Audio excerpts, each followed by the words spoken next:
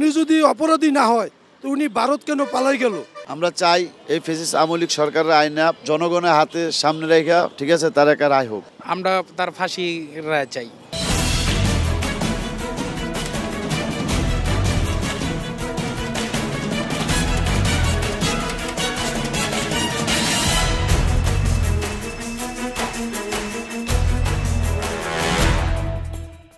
দর্শক শুভেচ্ছা। ক্ষমতা নাকি জনতা, আপনি কোন পক্ষে? আমি কিন্তু সাধারণ মানুষের মতামত শুনতে আজকে এসেছি রাজধানীর মিরপুরের 10 নম্বর এলাকায়।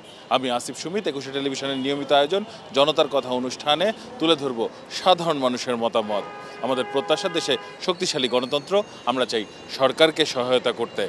দর্শক শুরুতেই যে প্রসঙ্গ আনতে চাই যে মানবতা বিরোধী অপরাধে শেখ হাসিনা, সাবেক স্বরাষ্ট্রমন্ত্রী আসাদুজ্জামান খান কামাল এবং একই সঙ্গে পুলিশের সাবেক আইজিপি, তাদের বিচারের রায় হবে 17 তারিখে। মূলত এই বিচার কার্যক্রম এবং রায়ের বিষয়টি সাধারণ মানুষ কি মনে করেন, কি প্রত্যাশা করেন এবং কেন প্রত্যাশা করেন জেনে নেব তাদের কাছ থেকে। যে যেরকম অন্যায় করবে সে অন্যায় অনুযায়ী তার বিচার হওয়া উচিত। আমি সাধারণ জনগণ হিসাবে এটা মনে করি। আমি আমাদের বাংলাদেশের যে যত বড় যাই হোক, অন্যায় করলে তার অন্যায় বিচার হওয়া উচিত। কারণ কলা চুরির মামলা যদি সাজা হয় আর এতগুলি মানুষ মারছেন আপনি, আপনার সাজা হবে না, এটা তো ঠিক না। আপনার মৃত্যুদণ্ড হওয়া উচিত। আসলে মানুষে দেখা গেছে আরো অল্প অন্যায় করেও অনেক ধরনের মার্ডার বিভিন্ন আসামি হয়। তো যারা অন্যায় যদি বেশি করে থাকে ওইভাবে সাজা হওয়া উচিত। আসলে এই রাইট অতি দ্রুতভাবে সম্ভব। আমাদের অনেকগুলা, আমাদের ভাই বলেন, চাচা বলেন, মামা বলেন, অনেক লোক নিহত হয়েছে।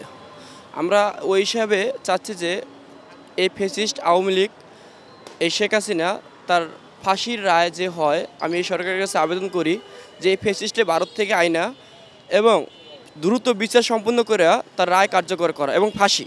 আমরা চাই এই ফ্যাসিস্ট আওয়ামী লীগ সরকারের আইনা জনগণের হাতে সামনে রেখা, ঠিক আছে, তার একটা রায় হোক, ভালো একটা রায় হোক। আমরা তার ফাঁসি রায় চাই, ফাঁসি কামনা করি। উনি যদি অপরাধী না হয় তো উনি ভারত কেন পালাই গেল? উনি ভারতে কেন পালাই গেল? উনি দেশে আসুক, আইসা আইনের মোকাবেলা করুক। উনি যদি নির্দোষ হয় আদালত ওনাকে জামিন মুক্ত করে দিবে।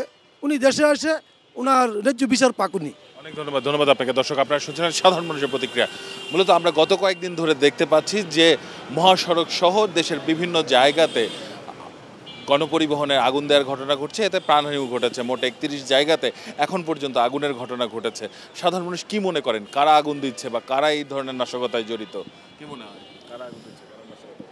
আমরাও তো মনে করি যে ফ্যাসিস্ট যে পালিয়ে গেছে তার দোষরাই আগুন দিচ্ছে। এবং আমি চাই যে আগুন প্রতিটা যে বাসে যে জায়গায় আগুন দেখ না কেন, এটা প্রতিটা যে বিচার হয়। এটা যারা হরতাল অবরোধ ডাকে এটি তো তাদেরই কাম। এটি তো অন্য কেউ আর হরতাল অবরোধে গাড়ি আগুন দেওয়ার কোনো প্রয়োজন আমি মনে করি না। তারা আন্দোলন ডাকিয়া তারা দেশের যানবাহনের উপরে অগ্নিসংযোগ করতেছে, এটার জন্য একটা শাস্তি তাদের হওয়া উচিত। এই গাড়ি জ্বালাও পোড়াও এমনও দেখা যাচ্ছে একটা গাড়ি দিয়ে মানুষের সংসার চলে।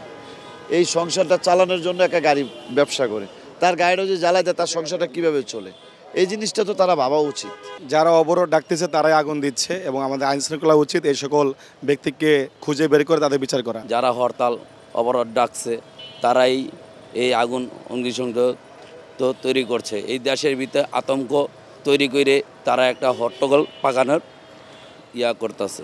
অবরোধ যারা ডাকছে আগুন তো তারাই দিতে আসছে, এটা তো বাইরে কিছু না। এর ভিতরে আবার ওই যে এনসিপির কার্যালয়ের সামনে জামাত শিবিরের রমনা থানার কর্মী নাকি একজন পাওয়া গেছে।